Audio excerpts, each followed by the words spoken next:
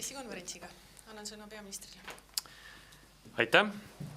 Valitsus võttis täna vastu terve rea otsuseid, mis võimaldavad paremini kaitsta nii laste, naiste kui tervikonna perekonna huve. Näiteks võtsime vastu eelnõu, millega on võimalik tõhustada lapse elatise sissenõudmist ja see eelnõu tuleb otseselt ka valitsuse tegevusprogrammist, mille üheks eesmärgiks on kehtestada riikliku sunni meetodid lapse elatisraha maksmisest kõrvalehoidjatele. Neid konkreetseid näiteid, mida siis saab tulevikus teha nende inimestega, kes oma kohuseid korrektselt ei täida lapse elatise maksmisel, on päris palju, alustades siin mootorsõidukid juhtimisõiguse piiramisest ja kalastuskaartide ja relvalubadeni välja, et see nimekiri on pikk, aga ma arvan, et see peabki pikk olema, et see on selge ühiskondlik signaal, et me ei tolereeri seda, kui pereliikmed ei täida neid kohustusi või ütleme siis lapse vanemad ei täida oma kohustusi. Siis teine teema, mis on tegelikult samamoodi seotud perekonna kaitsmisega ja eriti just naiste vastase vägivallaga võitlusega ja ennetamisega ja tõkestamisega. See on siis Euroopa Nõukogu konventsioon, mida tuntakse ka Istanbuli konventsiooni nime all ja me otsustasime selle konventsiooni heaks kiita ja volitada justiitsministrit sellele alla kirjutama. Ja selle konventsiooni eesmärgid on kaitsta naisi kõigi vägivalla vormide eest, töötada välja igakülgne raamistik ja poliitika naiste vastase vägivalla ja perevägivalla kõigi ohvrite kaitsmiseks ja abistamiseks ja toetada ja abistada ka vastavaid organisatsioone, kes sellega tegelevad, et nad ka omavahel koostööd teeksid, et nad saaksid teha koostööd õiguskaitseorganitega ja nii edasi. Et väga pikalt töös olnud asi ja mul on siiralt hea meel, et see heakskiidu sai ja juba lähiajal ka alla kirjutatakse. Valitsus kinnitas täna ka uuendatud riigimaanteede teehoiukava aastateks 2014 kuni 2020. Otsustasime tuua Euroopa Liidu struktuurifondide vahendeid mõnevõrra varasemaks ja tänu sellele meil on võimalik mitmed teehitusobjektid ka varasemaks tuua, et näiteks Jõhvi-Ahtme Puru lõik saab juba järgmisel aastal alustatud, ka Roosna-Alliku Ahula ja mitmed teised lõigud, mis on võimalik tänu sellele varasemaks tuua. Väosõlme ehitus, mis kindlasti huvitab väga paljusid, saab alata tänu sellele juba ülejärgmisel aastal ja Kanama-Keila vaheline lõik 2018. aastal. Siis valitsus kuulutas mandri ja saarte vahelise parvlaevaliikluse elutähtsaks teenuseks. Taas üks punkt, mis tuleneb meie koalitsioonilepingust, ehk siis me kiitsime heaks, et täpsem olla hädaolukorra seaduse, ühistranspordi seaduse ja riigilõivu seaduse muutmise seaduse ja saatsime selle Riigikogule menetlemiseks. Loodetavasti Riigikogu kõik need seadused, mis veel on neile saadetud, jõuab ka selle koosseisu jooksul kenasti vastu võtta. Siis otsustasime muuta ka põhikooli, gümnaasiumi ja erakooli seadust. Sellest saab haridus- ja teadusminister Jevgeni Ossinovski pikemalt rääkida. Samuti me karmistasime krediidiandjate ja vahendajate nõudeid. Muuhulgas kehtestasime tegevusloa nõude kõigile SMS-laenu andjatele, mis on taas kord pikk samm edasi ja mida tuleks võtta koosmõjus juba varasemate algatustega, ehk siis meil on 3 erinevat ministeeriumi, kes on ühiselt töötanud välja eelnõusid, mis kõik piiravad seda, et SMS-laenu andmine oleks reglementeeritud, ka vastaks mingitelegi standarditele ja pigem antaks neid SMS-laene vähem kui rohkem. Siis valitsus muutis ka välismaalaste seadust või otsustas otsustas muuta, õigemini on täpsem, et loomulikult seadust muudab parlament, sellest räägib täpsemalt Hanno Pevkur, ja valitsus andis ka kaitseministrile volituse allkirjastada jalaväe lahingumasinate CV90 ostuleping. See on läbi aegade Eesti kõige suurem kaitsehange ja see viib kindlasti Eesti kaitseväe konkreetse võimekuse uuele tasemele, et sellest saab täpsemalt rääkida kaitseminister Sven Mikser. Minu poolt kõik. Aitäh! Tänu ja sõna ongi Sven Mikserile. Palun. Tere päevast! Täna valitsus otsustas siis anda mulle volitused. Jah, nii on parem. Et valitsus otsustas anda mulle volitused allkirjastada leping Hollandi Kuningriigiga jalaväe lahingumasinate hankeks. Tegemist on pikka aega ette valmistatud suurvõime projektiga Eesti kaitseväe võitlusvõime viimisega jälle kõrgemale tasemele kui seni. Tegemist on väga mahuka hankega Eesti jaoks, senistest kaitsealastest hangetest tõepoolest suurimaga. Eestil on Hollandi Madalmaade Kuningriigiga väga pikaajaline ja hea kaitsekoostöö kogemus just hangete vallas, et oleme ka erinevaid nii veokeid, järelhaagiseid, aga ka soomustransportööre Hollandi Kuningriigilt ka varem hankinud. Hiljuti Holland võttis kasutusest maha 2 pataljoni jagu CV90 jalaväe lahingumasinaid, millest circa pooled pandi müüki ja nüüd riigilt tehinguga siis Eesti soovib need osta. Need jalaväe lahingumasinad saavad olema siis Eestis Scouts-pataljoni kasutuses ja seoses sellega Scouts-pataljon ka paikneb ümber Tapale, kuhu on kavas luua siis lähiharjutusala just nimelt sõiduharjutusteks, erinevate takistuste ületamise harjutamiseks. Lahinglaskmisi on kavas jalaväe lahingumasinatega hakata tegema Kaitseväe keskpolügoonil. Järgmise aasta veebruaris toimuval siis paraadil me loodame näha Hollandi Kuningriigi jalaväe lahingumasinaid osalemas ja tegelikult piiratud hulk Hollandi masinaid saabub Eestisse ka Eesti kaitseväega koos väljaõpet tegema järgmisel aastal. Lahingumasinate tarned toimuvad eeldatavasti 3 etapis aastatel 2016–2018. See vahepealne periood on vajalik selleks, et kogu see tarnitav partii komplekteerida, teha ära vajalik hooldus, aga samuti ka selleks, et Eestis teha vajalikud taristuarendused ja väljaõppealade ja harjutusalade loomisega olla sealmaal, et tõepoolest oleks saabudes need masinad võimalik ka efektiivselt kasutusele võtta. Nii et tegemist on Eesti kaitseväele väga olulise arendusega. Kindlasti on see üks oluline samm soomusvõimekuse arendamisel. Teatavasti käesoleva riigikaitse arengukava, 10-aastase kava raames jääb 3 suurt võimearendust, millest üks on 3. põlvkonna tankitõrje, relvade hankimine, teine siis nimetatud jalaväe lahingumasinate hange ja 3. iseliikuvate suurtükkide hange. Käesoleva arengukava koostamisel jäi napilt siis välja tankide hankimine, mis tõuseb ühe võimalusena jälle arutusele juba peatselt algaval uue 10-aastase arengukava koostamisel, konkureerides siis teiste väljaarendamist vajavate võimetega. Jalaväe lahingumasin on erinevalt soomustransportöörist võimeline opereerima lahinguväljal ka koos tankidega. Nii et tegemist on kindlasti sellise olulise võimearendusega ja Eesti tegelikult liigub just nimelt selle soomusvõimekuse arendamisel samm-sammult siis vähem keeruliselt või väiksema soomuskaitsega ja väiksema tulejõuga süsteemidelt suurematele. Aitäh! Suur tänu ja nüüd sõna siseministrile, palun. Tere!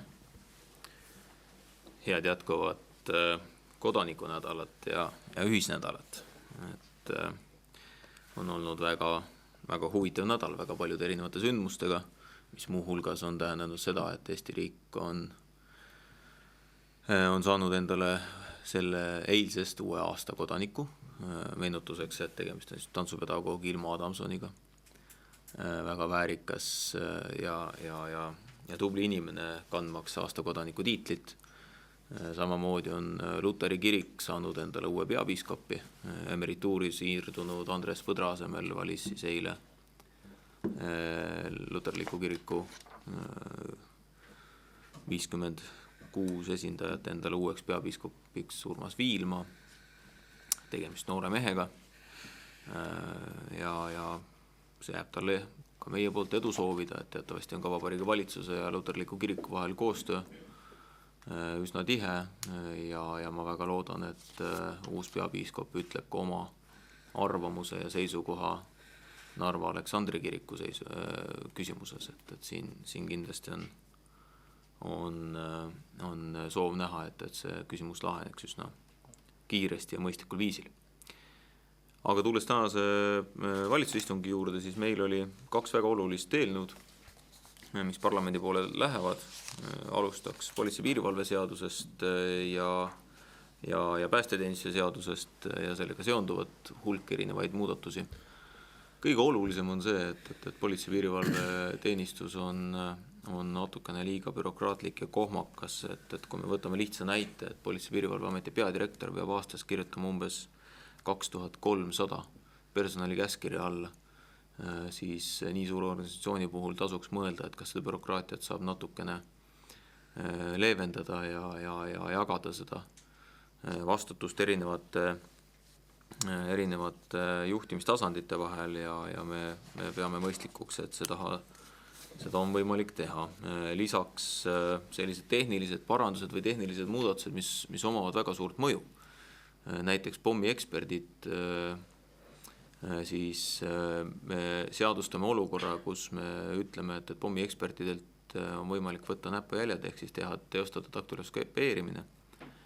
Ja väga lihtsal põhjusel, et kohtuekspertide töös on tulnud ette juhtumeid, kus ekspertiisi teostamise käigus selgub, et kuriteo paigal või sündmuskohalt võetud sõrmejälgedest osad võiksid kuuluda pommiekspertidele. See on täiendav riigi kulu ekspertiiside tegemiseks ja samamoodi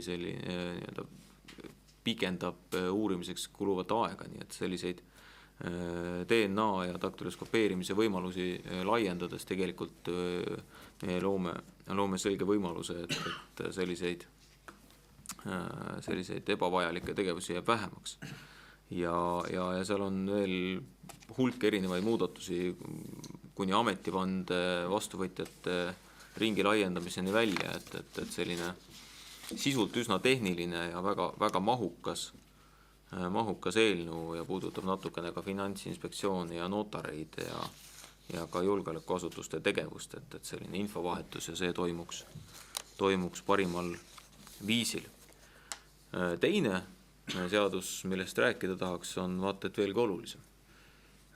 Teatavasti 1. detsembril jõustub seadus, mille kohaselt Eestis saab esimene riik maailmas, kes hakkab välja andma e-residentsust digi-ID vormis ja me täiesti teadlikult valisime alguses tee, kus me ütlesime, et selleks, et e-residentsust taotleda, tuleb tulla Eestisse. Julgeolekukaalutlused, turvakaalutlused, tehniliste riskide maandamise kaalutlused ja väga palju erinevaid põhjuseid koos andsid meile selle teadmise, et me alustame seda Eesti-siseselt või mitte Eesti-siseselt, vaid selleks, et välismaalane saaks e-residentsuse, peab ta tulema Eestisse. Nüüd vaadates testperioodile või süsteemi ülesehitusele otsa, on tänaseks olemas kindlus, et süsteem toimib. Süsteemi on ka testitud ja 1. detsembril tõepoolest me esimese digitaalse isikutunnistuse saame välja anda. Toimub kell 4 presidendiga koos ja antakse Edward Lucasele. Ja igati mõistlik on vaadates nende taotluste arvu, mis on juba ületanud 11 000 piiri vist hetkeks, et me laiendame seda õigust ka välisesindustele. Välisesindused on Eesti riigi territoorium välisriikides ja on igati mõistlik, et meil on seal olemas võimekus võtta näpujäljed, meil on seal võimalus ja võimekus olemas tuvastada isik ja et me laiendame seda välisesindustele.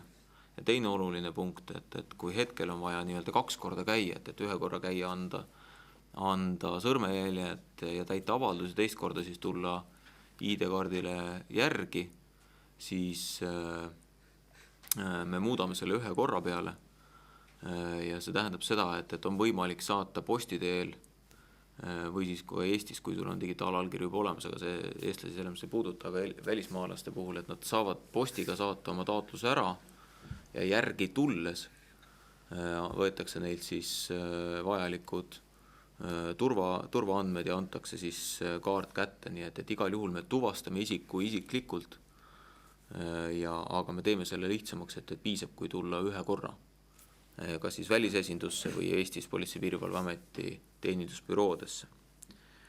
Selle sama välismaalaste seaduse muudatustega me pakume veel hulga muudatusi välja, mis on läbi käidud ja koos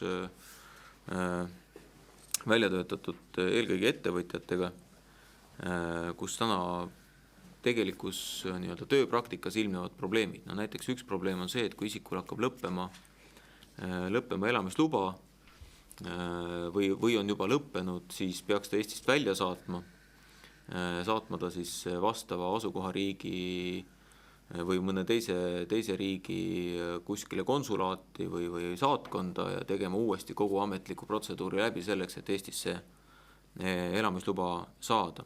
Me loome sellise 90 päeva pikkuse üleminekuperioodi, kus siis isik võib taotleda või viibida Eestis ja taotleda ka siis elamisluba uuel alusel, et teha natukene paindlikumaks seda, et me ei pea inimesi, kes siin töötavad, legaalselt viibivad, neid siit välja saatma. Ja uue elamisloa liigina me pakume välja siis elamisluba püsivalt Eestisse elama asumiseks.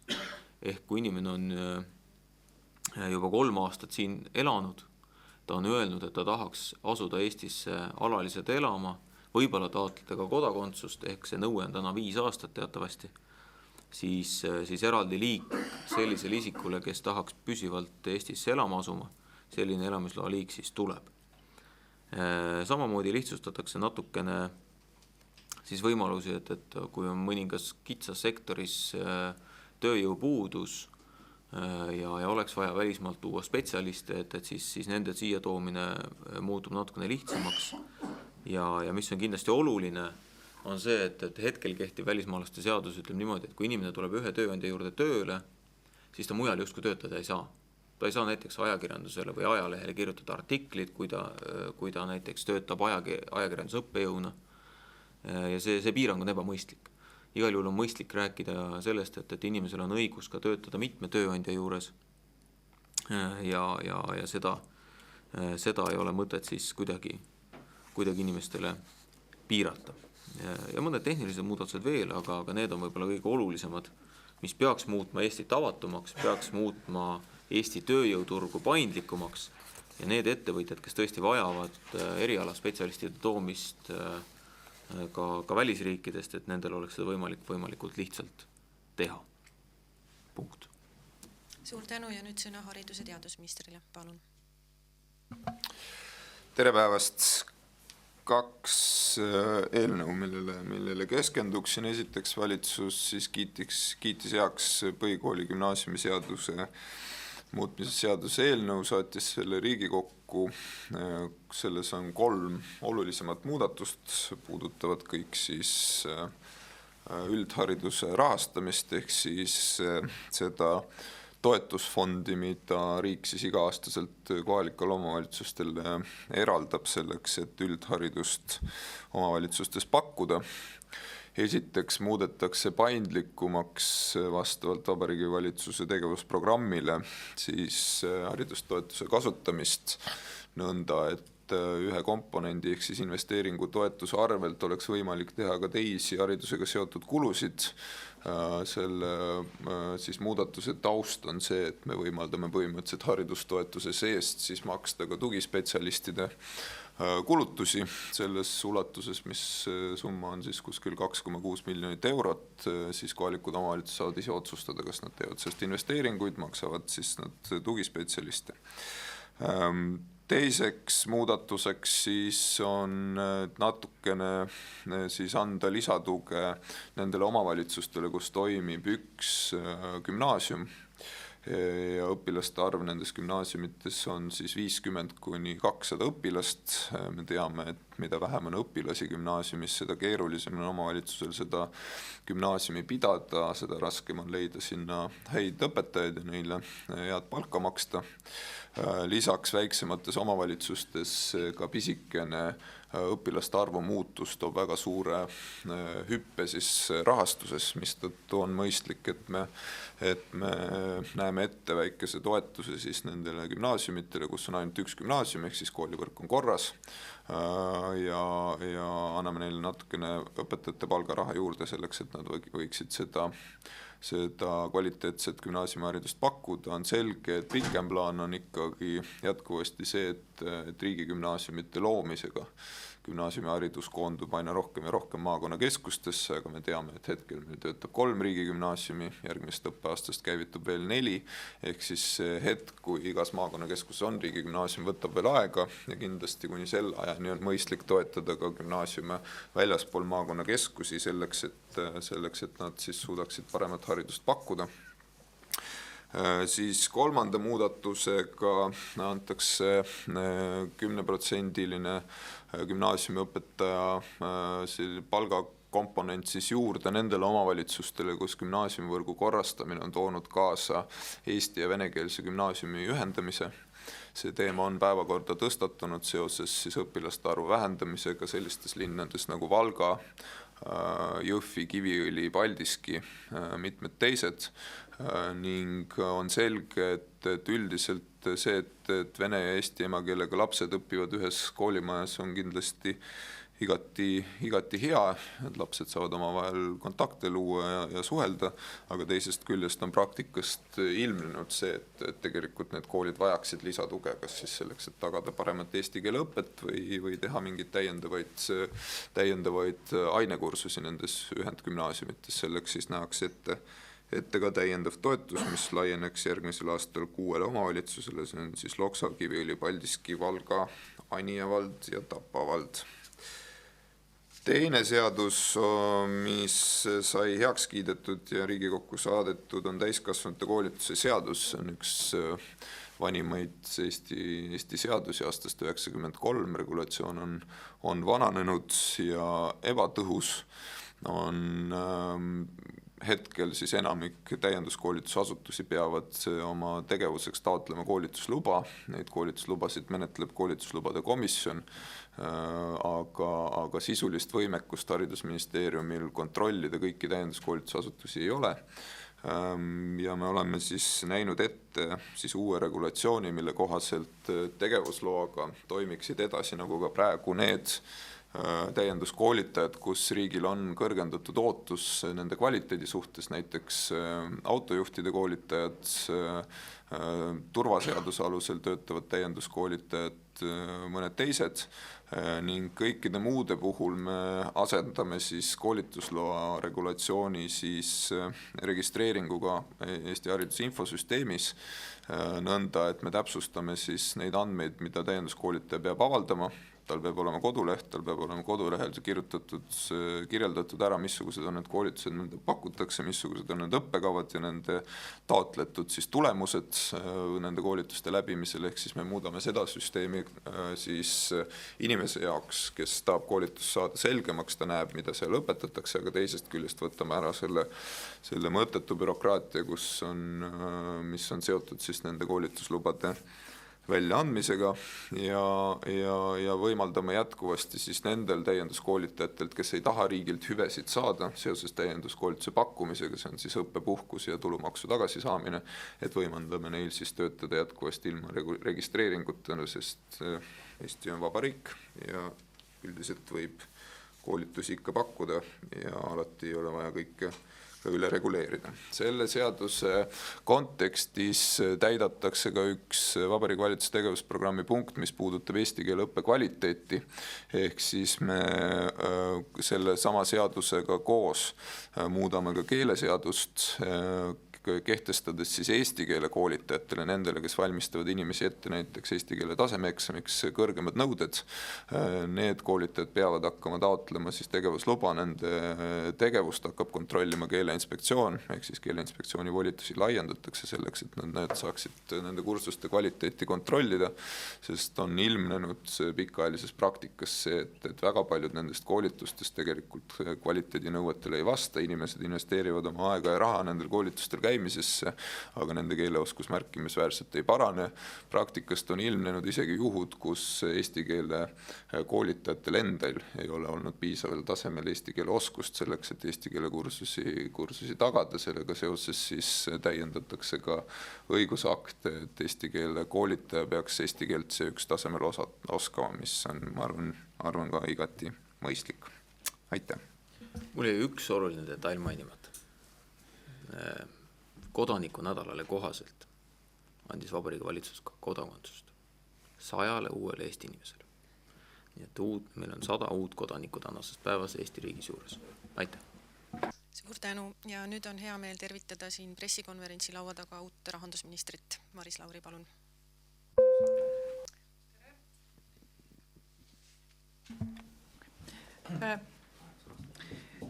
Rahandusministeeriumi poolt tuli mitmeid teemasid tänasel istungil. Kõige olulisem kindlasti oli krediidiandjate ja vahendajate seaduseelnõu aktsepteerimine ja Riigikokku saatmine.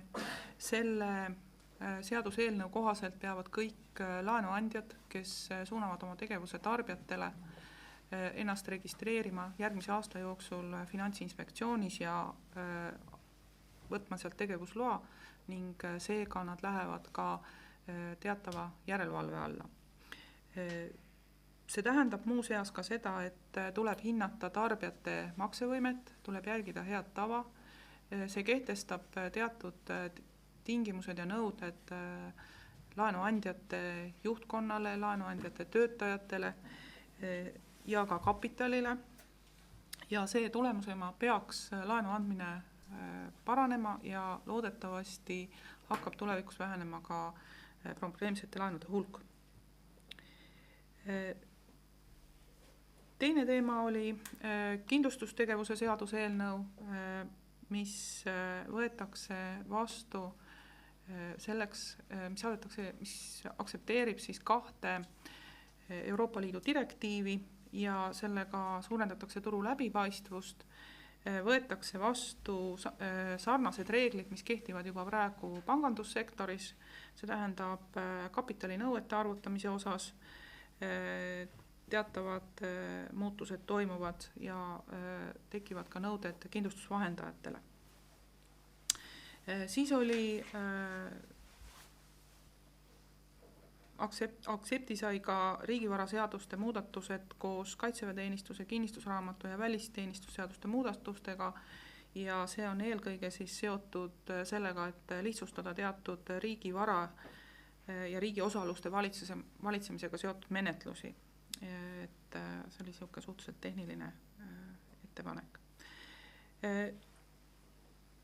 Uuest aastast ei hakka kehtima vääriskivide pöördmaksustamine, kuna Euroopa Komisjon ei andnud Eestile selleks nõusolekut.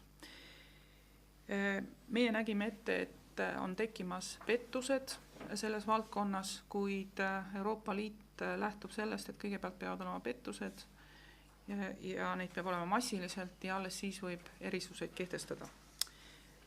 Kahjuks on see nii. Samuti kiitis valitsus heaks USA-ga sõlmitud maksuteabe vahetamise kokkuleppe rakendamise seaduse ehk siis nõndanimetatud FATCA seaduse, mis tagab siis automaatse teabevahetuse esialgu USA-ga, kuid see seadus on koostatud siis selliselt, et seda saab rakendada ka OECD ja Euroopa Liidu analoogsete seadusandluse raamides. Ja oli ka 2 kabineti teemat, üks oli siis struktuurivahendite kasutusele võtust, sai tehtud ülevaade ja vast olulisem oli see, et kiideti heaks tegevusplaan, mille kohaselt hakatakse välja töötama tööõnnetus- ja kutsehaiguskindlustuse süsteemi põhialuseid järgmise aasta jooksul. Suur tänu ja nüüd küsimuste kord. Kes soovib? Ja. Ingrid Sempa, Hõbemägi, Kanal 2 ja Reporter. Küsimus härra peaministrile, et mida siis ette võtta sellise elatisraha võlgniku osas, kes näiteks oma tulusid varjab süstemaatiliselt, tasu saab ainult sularahas, töötab sularahas, töötab mustalt, ühtegi oma tulu ei deklareeri, on aastaid juba inimesele võlgu, kohtutäiturid ei saa midagi teha, kohtunikud ei saa midagi teha, see ei ole erandjuhus. Et mis siis nagu ja millal saab nagu neid aidata, neid inimesi, kes selliste meeste tõttu kannatavad? Aitäh. No, alustame sellest, et see täna Riigikogule saadetud eelnõu tegeleb muuhulgas ka selliste inimestega. Muidugi loomulikult on ka neid, kellel ikkagi teatud rahalised tulud on ka ametlikult ja sel puhul raha kättesaamine on lihtsam, aga selle uue seaduse eelnõu järgi oleks võimalik seda inimest korrale kutsuda, kui nii võib öelda, või mõjutada korrektse käitumise suunas ka läbi mitmete mitterahaliste küsimuste, olgu selleks siis tema juhiluba, mitmed teised sellised praktilised asjad, mida inimestel ikka elus vaja läheb ja tekib võimalus ütleme siis riigil igal sammul, kui see inimene riigiga kokku puutub ja me kõik ikkagi puutume kokku väga erinevate teenuste kaudu riigiga, et siis on võimalik riigil igal sammul talle meelde tuletada ja väga valusalt meelde tuletada, et ole nüüd mees ja maksa maksa alimendid ära, eks, et loomulikult, eks osade inimeste puhul on see üksjagu keeruline, aga see ei tähenda, et me ei peaks pingutama selle nimel, et nende inimestega tõhusamalt tegeleda ja et nad korrale kutsuda. Võib-olla täiendan vana kogemuse pinnalt, et selles mõttes, et kui keegi töötab mustalt, siis esimene soovitus oleks see, et pöörduda Maksuametisse. Maksuamet on näidanud ennast viimastel aastatel väga tugeva ametina, kes suudab kontrollida asutusi, ettevõtteid ja Maksuameti juht on toonud korduvalt näiteid, kuidas on maksulaekumine paranenud ühe või teise sektori täpsema kontrolli teel, viimati automüügiplatsid. Et küll ikka, ma usun, lähedased üht-teist teavad, kui siis küsimus, et kas ta siis üldse töötab või tööta, et kui see teadmine on olemas, loomulikult olukorras, kus inimene ei tööta, siis on olukord keerulisem, sellepärast, et siis suure tõenäosusega tal ei olegi kuskilt sissetulekuid võtta. Aga see, et ilm on kaabakaid täis, kes ei hoolitse oma laste eest, see ei ole ju küsimus, kas kättemaks oma endisele abikaasale, ükskõik kas on mees või naine, rohkem küll naised, aga et see ei ole ju kättemaks naisele, vaid see on kättemaks oma lastele.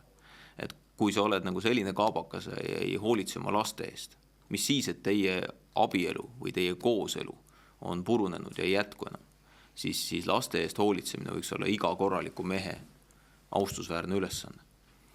Isegi kui see on raske, siis kindlasti abikaasa mõistab seda või eks-abikaasa või eks-elukaaslane mõistab seda, et hetkel ei ole ja kui kust võtta ei ole, sealt tõesti on keeruline võtta. Aga ma siiski väga loodan, et see probleemi püstitus on eelkõige, ka need muudatused tegelikult on eelkõige suunatud nende isikute vastu, kes teenivad tulu, kas siis seda A ei deklareeri või B peidavad seda tulu saamist kuidagi muul moel, ükskõik kas siis kellegi teise konto taha või kuskile mujale, et mõjutada neid, kellel tegelikult sissetulek on läbi erinevate muude meetmete alimente või elatisraha ära maksma. Aga veel kord ma nagu rõhutaksin siin seda, et sõbrad, need, kes ei maksa elatisraha ja kellel need võimalused olemas on, need ei karista mitte oma endist elukaaslast, vaid oma lapsi.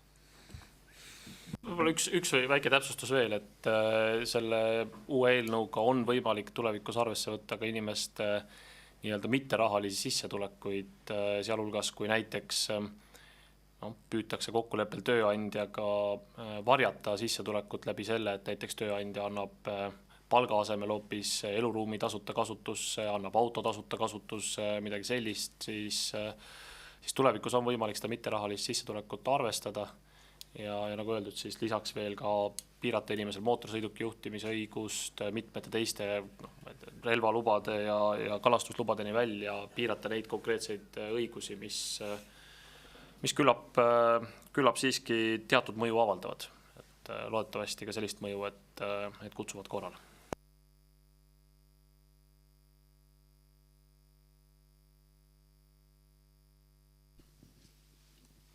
Toomas Toonsalu BNS, küsimus kaitseministrile, kas te täpsustaksite ostetavat lahingumasinate arvu ja siis ka hinda natuke täpsemalt?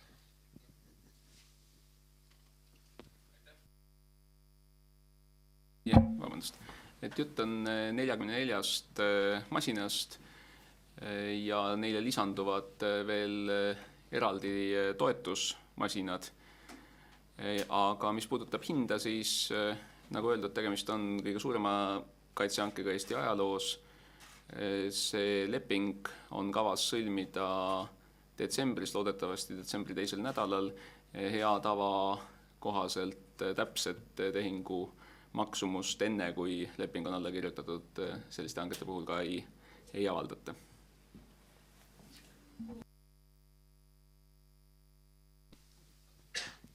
Mul on küsimus haridusministrile, et te rääkisite sellest, et nendele koolidele, kus eesti-vene lapsed koos õpivad, et nad vajavad tuge ja abi ja raha antakse juurde, et mis te sellest arvate, et paljud haridusinimesed on öelnud, et tegelikult eesti ja vene lapsi tuleks kokku panna ikkagi juba lasteaiast, et kas meil on nendes linnades, kus on eestlasi, venelasi sama palju või on eestlasi rohkem, kas meil ei oleks ikkagi mõistlik üle minna eestikeelsetele lasteaedadele? Aitäh! Esiteks vastavalt seadusel on eesti keele õppe ka lasteaias kohustuslik, nagu ka üldhariduskoolis alates 1. klassist. Üldiselt mina kui inimene, kes alustas oma kooliteed Aseri keskkoolist, kus on paralleelselt nii eestikeelne õppeosakond kui venekeelne õppeosakond, ehk siis lapsed õpivad paralleelselt koos, nad võivad käia küll eraldi erinevates tundides, aga see, et nad füüsiliselt viibivad enamiku ajast ühes keskkonnas, see on, ma arvan, väga positiivne, see võimaldab seda päriselt, seda lõimumist, ehk siis inimestevaheliste kontaktide tekkimist, suhtlemist, mis on, ma arvan, väga positiivne. Nüüd sellest tulenevalt mina arvan, et see on üldiselt väga hea mudel. Näiteks siin Tallinna lähemal toimib see Anija vallas Kehra koolis ja ma arvan, et kohalikud omavalitsused võiksid kaaluda sellise mudeli laialdasemat kasutuselevõttu ka mujal, kus siis rahvastiku koosseis on selline, et seda saaks teha. Aga koolivõrgu otsused, nagu ka lasteaedade võrgu otsused on kohalike omavalitsuste otsused, nii et me otseselt ei saa kuidagi kohustada neid seda tegema ja seda ennast ei ole ka mõistlik. Eks see on selline protsess, kus loodetavasti liigutakse mõistlikuma korralduse suunas liiguni ja see, et see eelnõu välja pakutud lahendus puudutab siis neid juba konkreetselt tekkinud küsimusi, kus näiteks Valgas, Kiviõlis, teistes linnades ongi tekkinud praktiline vajadus eesti- ja venekeelne gümnaasium ühendada. On selge, et ühendgümnaasiumis on natukene teistsugust õppekorraldust vaja selleks, et arvestada selle varasema õppekeele erisusega, nii et ma loodan, et selle tulemusena ka siis ühelt poolt paraneb nii-öelda see lõimumise pool, kui ka teiselt poolt paraneb ka see hariduse kvaliteet. Aga ikkagi öeldakse, et lõimumisega ollakse hiljaks jäänud, kui me hakkame sellega tegelema gümnaasiumis, mitte lasteaias. Ma tegelikult ei saa nüüd öelda, et sellega ei tegeletakse, kui meil on ka Tallinnas aina rohkem neid lasteaedu, kus on kakskeelsed rühmad. Meil on lasteaedu, kus piloteeritakse ka kakskeelset keelekümblust nii ühele poole kui teisele poole. Nii et ma arvan, et selles suunas liikumine tegelikult toimub. Aga ma olen nõus, et mida varem alustad, seda parem.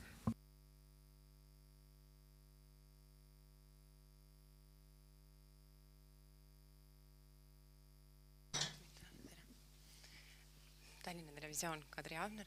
Küsimus seoses omandireformiga, ma tean, et see ei ole täna teema, aga Üürnike liit on algatanud, küsimus on peaministrile ja siseministrile, algatanud allkirjade kogumise seoses omandireformi käigus kannatanud inimeste, nad soovivad nagu justkui ühiskonnas avalikkuse ees juhtida tähelepanu, et on siiski hulk inimesi, väidetavalt umbes 80 000, kes on omandireformi käigus kannatanud. Ja ma sain aru, et omandireform pidi jõudma lõpule möödunud aastal ja ei ole ilmselt jõudnud. Et kui kaugel sellega ollakse ja mida öelda nendele inimestele, kes on selle käigus kannatanud ja nüüd neid allkirju koguvad ja soovivad Riigikogult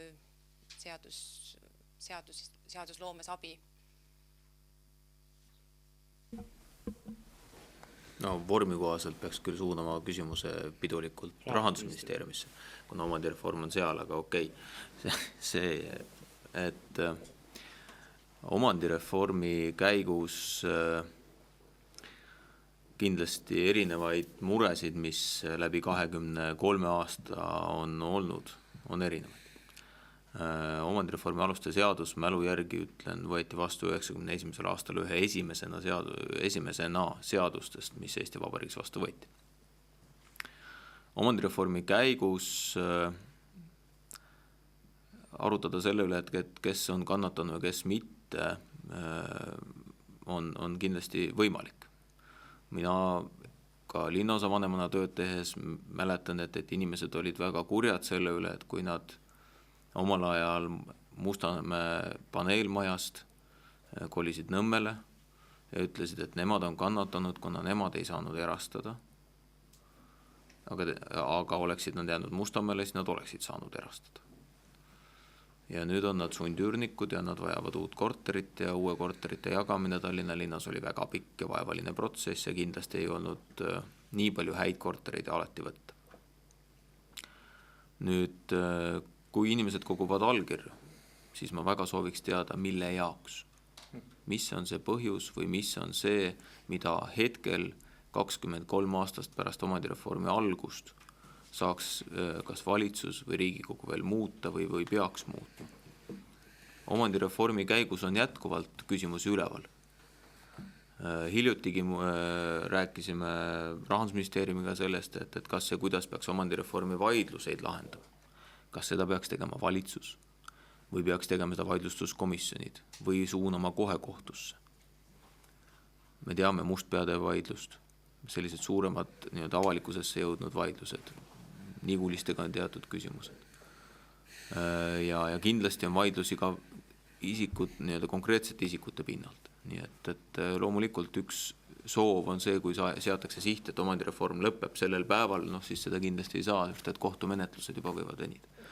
Nii et enne kui konkreetset hinnangut anda, see oli selline üldine omandireformi kommentaar, aga enne kui anda konkreetsemat mingitki vastust, siis oleks väga hea teada, et mida soovitaks. Mis on see, et kui lihtsalt öelda, et me oleme kannatanud, siis neid põhjuseid, kus inimesed tunnevad, et nad on kannatanud, et neid võib kindlasti peale omandireformi veel leida. Aga kui on konkreetne mure, seadus on täna kehv, vajaks midagi muutmist, siin on ümberasunute varad, Saksamaaga vaidlused, väga palju erinevaid nüansse. Nii et praegu rohkem on juba keeruline midagi öelda. No, nagu näete, siis kui küsida endistelt omavalitsusjuhtidelt omandireformi teemade kohta, siis öelda on nii mõndagi ja vastused lähevad pikaks ja ka mina linnaosa vanemana samal ajal, kui Hanno Pevkur oli linnaosa vanem Nõmmel ja kus see teema oli loomulikult märksa teravamalt ülemal, siis ka mina linnaosa vanemana Haaberstis selle teemaga kokku puutusin ja sel ajal, kui mina linnaosa vanem sai ka Haaberstis viimaste sundüürnike probleem lahendatud, aga sellega ma olen ka nõus, mis Hanno Pevkur ütles, et enne kui on võimalik konkreetset pöördumist üldse kommenteerida, siis peaks olema teada selle pöördumise sisu ja mida selle pöördumisega taotletakse ja siis on võimalik edasi rääkida. Et kas on praegu valitsusel või omavalitsusel võimalik teha midagi, mis neid inimesi või mida need inimesed taotlevad, et seda peaks siis konkreetselt vaatama. küsimus härra haridusministrile. Mõni nädal tagasi ma küsisin teie käest 5 venekeelse gümnaasiumi taotluse kohta. Te ütlesite, et siis ei olnud te veel seda dokumenti näinud. Kas te tänaseks olete selle dokumendiga jõudnud juba tutvuda ja on teil tänaseks seisukoht? Aitäh! Tänaseks olen tutvunud. Kahjuks ei ole seal väga palju millega tutvuda, kuna tegemist on lihtsalt hoolekogu kirjadega, mis ta on kogutud nendes 5 koolis alates aastast 2013. Miskipärast on nad nüüd siin aasta 2014 viimasel kuul pakki pandud ja siis saadetud Vabariigi Valitsusele läbi volikogu ilma sisulise analüüsita Tallinna Haridusameti poolt, missugused on need õppe-eesmärgid, mida soovitakse nende taotlustega saavutada. Sellist analüüsi seal ei ole, meile lihtsalt edastati need hoolekogu kirjad, kus ei ole ka väga selgelt ära kirjeldatud, mida siis täpselt ja mis eesmärkidel taotletakse. Aga sellele vaatamata Vabariigi Valitsus ja Haridusministeerium, kes on seda teemat volitatud kureerima, kindlasti siis analüüsib ka neid konkreetseid taotlusi. Võib öelda seda, et nendest 5 koolist, kes on need taotlused esitanud, on 4 sellised, keda võiks nimetada Tallinna vene koolide seas sellisteks eliitkoolideks, kus eesti keeleoskuse tase on üsna kõrgel tasemel. 1 kool, kes on taotlenud 2-keelset õpet, on oma näitajate poolest üsna kehvake. Aga minu jaoks on muidugi küsimus selles, et kui Tallinnas on ligi 20 osaliselt vene õppekeelega gümnaasiumi, kellest paljudel ligi 10 on eesti keele õppe tulemused ikkagi üsna kehvad, siis miskipärast ei ole Tallinna linnavalitsus pakkunud lahendusi, mida teha nendes koolides selle õppekvaliteedi parandamisega. Teatavasti on koolide õppekvaliteedi tagamine ja koolipidaja kohustus, õppekava siis eesmärkide saavutamine on koolipidaja ehk siis Tallinna linnavalitsuse kohustus. Ja ma olen ka linnapea poole pöördunud, ja palunud talt selgitust, et missuguseid samme on siis astutud selleks, et põhikooli tasemel, nagu siin just küsimus oli, kus peaks tegelikult olema see põhirõhk eesti keele õppe kvaliteedi tõstmisel, et missuguseid samme on astutud selleks, et seda parandada, sest me näeme süsteemselt aasta-aastat, et päris mitu Tallinna vene kooli eesti keele õppe kvaliteedi poolest jäävad tugevasti alla nii soovitule kui ka Tallinna linna keskmisele. Nii et eks see on see kontekst, milles me neid taotlusi analüüsime. Minu jaoks, nagu ma ütlesin, on küsimus märksa laiem, kuidas tagada venekeelsetes gümnaasiumites heal tasemel eesti keele oskus ühelt poolt ja teiselt poolt kõrgel tasemel aineteadmised. Me hetkel Haridusministeerium koondab mõtteid ja ettepanekuid ka tulenevalt töörühma raportist, mis siin mõni kuu tagasi on valminud. Ma lootsin, et ma saan valitsusse tulla selle ülevaatega juba detsembris, aga kuna detsembris on siin meil kabinetiistungeid üsna vähe, siis see teema tõenäoliselt lükkub jaanuarisse. Ja selleks ajaks on ka Haridusministeeriumi ametnikud kindlasti tutvunud olukorraga nendes konkreetsetes koolides. Siis võib ka täpsemalt rääkida. Suur tänu. Siis sellega on pressikonverents lõppenud. Aitäh!